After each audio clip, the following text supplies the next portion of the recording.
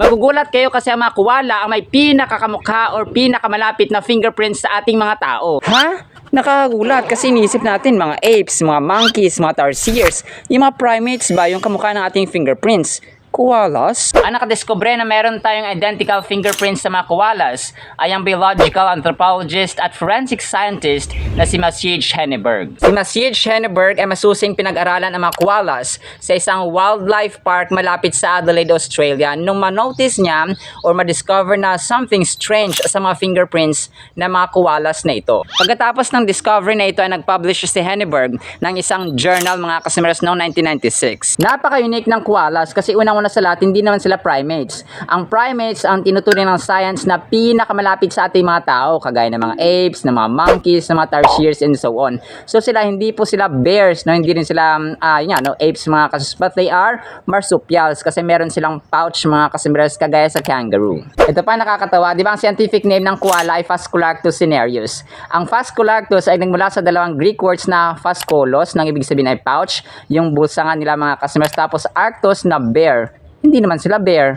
Ay naku po, bahala na kayo dyan. Ang pangunahing pagkain ng mga koalas ay ang eucalyptus leaves. So most of their lives ay doon na rin sila nakatira mga kasimbre sa puno ng eucalyptus. Ang tawag sa mga batang koala ay kagaya rin po sa kangaroo na pwedeng pangalan ng tao.